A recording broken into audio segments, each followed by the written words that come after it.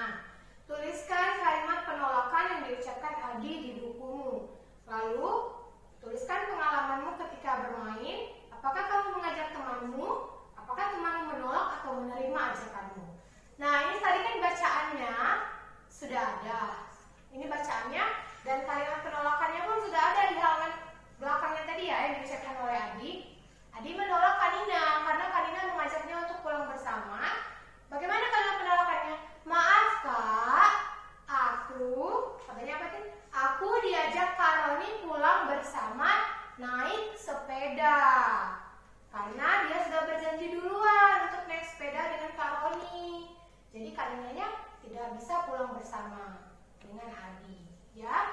Nah, sekarang kita tanya, pernah nggak kalian mengajak teman ketika bermain atau mungkin, ayo main sama saya yuk, gitu. Kalau lagi di sekolah misalnya ada Jevan, ada Nathan, main sama-sama, ada Nelson.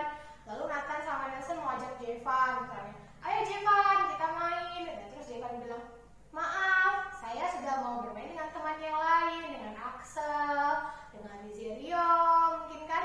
Nah, jadi kalau kita menolak tawaran teman, harus menolak dengan kalimat yang santun. Tidak boleh misalnya Nathan sama Nelson tadi ngajak Jevan, ayo kita main bersama-sama.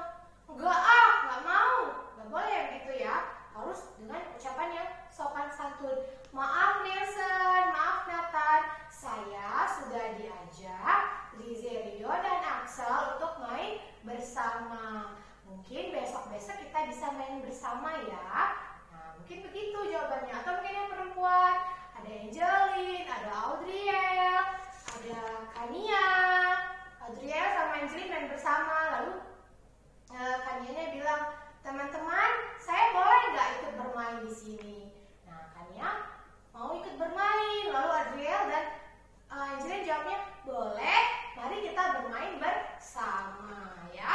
Jadi harus mengucapkan dengan kalimat yang santun supaya teman yang diajak pun juga bergembira, hatinya tidak bersedih karena mendengar temannya yang mengucapkan kalimat yang tidak santun. Oke? Nah, di halaman 106 kita masuk di bagian bawahnya. Di sana ada ayo mengamati. Ini kita masuk di pelajaran PKM. Hari ini kita belajar pengamalan sila ketiga Pancasila di kehidupan masyarakat. Di sana, di lapangan banyak anak-anak bermain. Mereka berasal dari suku yang berbeda-beda. Meskipun demikian, mereka bermain bersama dengan rukun. Sikap tersebut sesuai dengan pengamalan sila ketiga Pancasila. Berikut contoh pengamalan sila ketiga Pancasila. Yang pertama, dari gambar yang pertama, bisa kita lihat sama-sama, kita baca sama-sama ya. 1, 2, 3. Bekerja sama tanpa membedakan suku. Oke, lalu yang kedua, menghormati adat istiadat suku lain. Oke, lalu yang ketiga, bermain bersama teman tanpa membedakan suku. Nah, ketiga kalimat ini teacher mau kalian garis bawahi, atau kalau ada stabilo boleh di stabilo. Teacher rasa pengamalan sila ketiga ini sudah kalian terapkan di kehidupan ya, maupun di rumah, di sekolah, di masyarakat sekalipun. Kalian pasti sudah berteman tanpa membedakan agama, tanpa membedakan suku, serta mencintai dan menghormati adat istiadat suku lain. Tidak hanya suku Palembang saja yang kita hormati adat istiadatnya. Mungkin dari Jakarta, dari Jawa, dari Papua, dari Sulawesi, harus kita hargai dan cintai semuanya karena kita adalah orang Indonesia, ya. Jadi harus menerapkan pengamalan sila ketiga Pancasila ini di sekolah, di rumah, dan di masyarakat. Di garis bawahi ya, nak. Oke. Untuk tugas yang pertama, halaman 107, ayo berlatih. Kalian kerjakan soal nomor 1, 2, dan 3. Oke? Kalian kerjakan 1, 2, dan 3. Untuk 1 dan 2, jawabannya dituliskan di buku tulis, dan nomor 3 dituliskan di buku cetak. Kerjakan sesuai perintah ya, agar teacher lebih mudah memeriksanya. Oke? Lanjut kita ke halaman 108. Di pembelajaran terakhir, yaitu pembelajaran 6. Di sini ada sebuah dongeng. Judulnya Kerbau dan Burung Jalak. Teacher rasa kalau teacher bacakan semuanya habis waktunya ya, pasti anak-anak juga bosan. Bagaimana kalau membacanya bersama parentsnya, bersama orang tuanya di rumah? Jadi lebih seru. Tapi ketika orang tua membacakannya, kalian harus perhatikan juga. Di sini tugas kalian yang pertama teacher berikan adalah kalian garis bawahi kalimat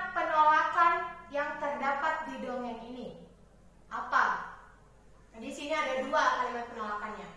Kalimat penolakan tadi ditandai dengan maaf atau tidak, terima kasih, itu ya. Nah, di sini teacher sudah temukan satu yang di halaman 109 di atas ini dia mengatakan aku tidak mau, jawab burung jalaksa. Bukankah kamu tadi mengusirku? Nah, ini satu kalimat penolakan teacher sudah kasih. Kalian garis bawahi. Berarti satu lagi kalian cari sendiri di dongeng ini. Bacanya juga bersama orang tuanya supaya lebih menyenangkan. Nanti kalau sudah ketemu dua-duanya, garis bawahi semuanya, dua-dua kalimat penolakan itu, lalu kirim ke teacher. Jangan lupa dikirim ya, teacher nilai tetap. Oke? Jadi nanti kalau misalnya di ulangan, teacher berikan sebuah penggalan cerita atau dongeng, terus pertanyaannya, temukan kalimat penolakan pada cerita tersebut. Sudah bisa ya? Atau temukan kalimat ajakan, temukan kalimat tawaran. Pasti sudah bisa semua karena sudah kita pelajari semua dari awal sampai hari ini. Jadi teacher mau kalian sendiri yang bekerja untuk bacaan atau dongeng kerbau dan burung jalak ini. Kalian baca bersama orang tua, lalu temukan kalimat penolakannya dan digaris bawahi. Oke, lalu kita lanjut ke pelajaran PKN di halaman 109. Tadi kita sudah belajar pengamalan sila ketiga ya. Nah, hari ini atau saat ini kita lanjut ke sila keempat dan 5. Kalau sila keempat itu artinya bermusyawarah ya, bermusyawarah, bekerja sama. Lalu bagaimana dengan sila kelima? Sila kelima itu adil, bersikap adil dimanapun dan kapanpun. Nah, di halaman 109 ada sebuah penjelasan. Di sana ada gambar Nina sedang berdiskusi bersama teman-teman di sekolahnya. Berdiskusi itu pengamalan sila keberapa? Iya benar, pengamalan sila keempat Pancasila. Karena berdiskusi, musyawarah, bekerja sama itu adalah pengamalan sila keempat Pancasila. Ya, lalu di sana lagi ada bacaannya. Para guru berdiskusi untuk memutuskan apakah akan membantu kerbau. Nah, berarti burungnya sudah mengamalkan sila keberapa? Sila keberapa? Sila keempat Pancasila. Lalu, sikap tersebut merupakan pengamalan sila keempat Pancasila. Nah, burung saja bisa mengamalkan Pancasila. Masa kita manusia tidak bisa? Jadi jangan mau kalah sama burung dan kerbau ini. Kita harus lebih dari mereka ya. Lalu di sana dikatakan lagi, kerbau dan burung jalak saling bekerja sama. Sikap tersebut sesuai dengan pengamalan sila kelima Pancasila. Bekerja sama dengan adil, dengan tanpa membedakan satu sama lain. Misalnya kerbau yang satu kerja, kerbau yang satunya tidur-tiduran. Adil tidak? Tidak. Kerbau yang satu kerja, kerbau yang lainnya harus ikut bekerja. Burung jalak bekerja, burung jalak yang lainnya harus bekerja semua. Itu yang disebut dengan adil, ya. Nah, itu makanya teacher mau harus kalian lebih dari burung dan kerbau ini. Dia bisa mengamalkan sila keempat, sila kelima. Jadi kita jangan kalah. Kita ini manusia, harus bisa mengamalkan Pancasila. Baik sila pertama, kedua, ketiga, keempat, dan kelima ya. Oke, lanjut ke halaman 110. Di sana ada pelajaran matematika. Kita diajak untuk membuat soal cerita sesuai operasi hitung. Bagaimana teacher caranya? Oke, saya akan jelaskan. Kemarin kita mengerjakan soal cerita ya yang sudah ada operasi hitungnya. Nah, hari ini kalian hanya dikasih operasi hitungnya saja, tapi kalian buat soal sendiri. Bagaimana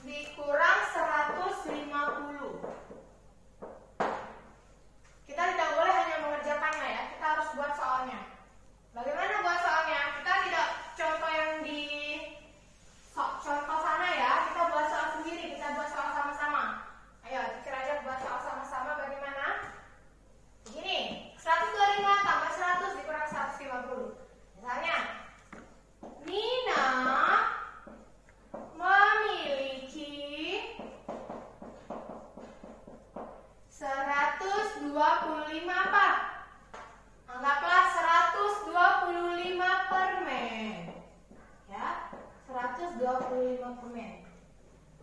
Lalu ibu memberikan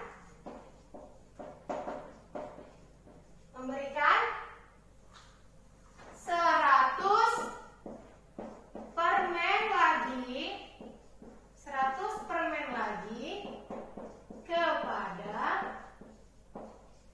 Nina. Nah, dia awalnya mula-mula punya 125 permen. Lalu ibunya memberikan 100 permen lagi kepada Nina ya. Keesokan harinya Nina membagikan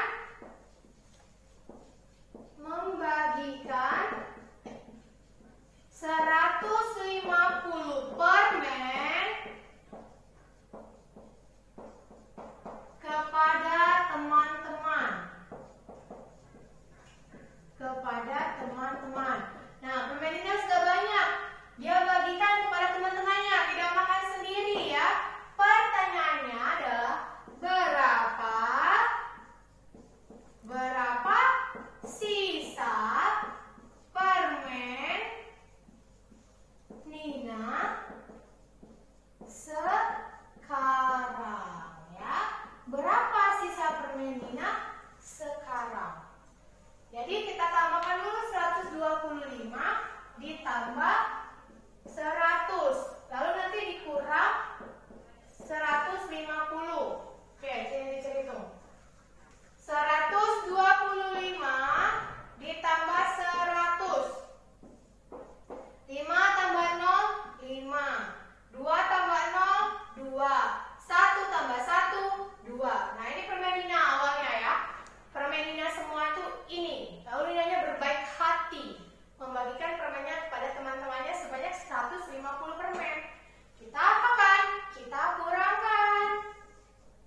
kurangkan ya di sini ya, di sini kurangkannya ya.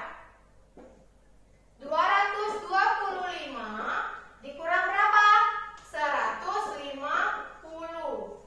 Nah, di sini dikurang 150. Kita kurangkan. 5 dikurang 0, 5. 2 dikurang 5 bisa? Tidak. Pinjam ke sebelah. 2-nya dicoret menjadi 1. Di sini jadi 12. 12 dikurang 5 berapa? 12 di otak, 5 di jari. 12, 11, 10, 9, 8, 7.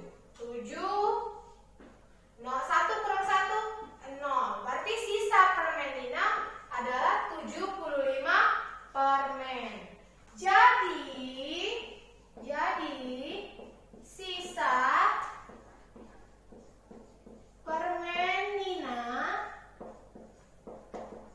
Jadi sisa permen Nina ialah 75 permen ya.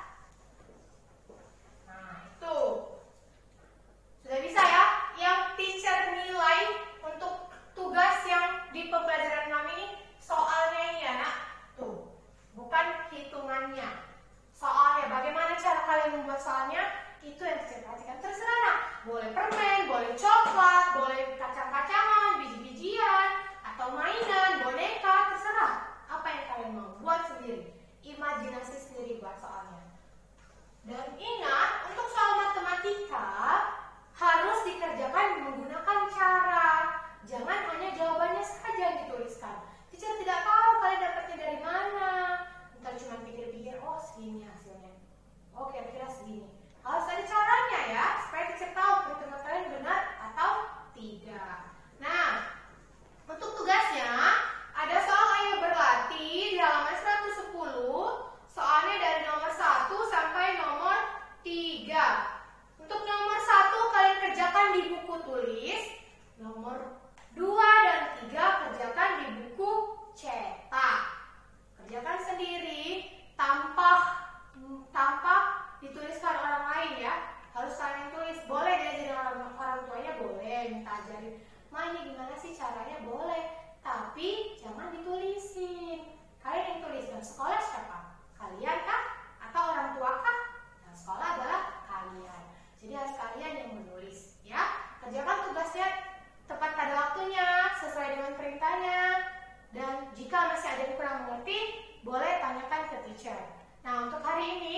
di sini dulu.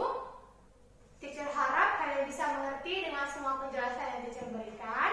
Akhir kata, teacher ucapkan terima kasih dan selamat pagi.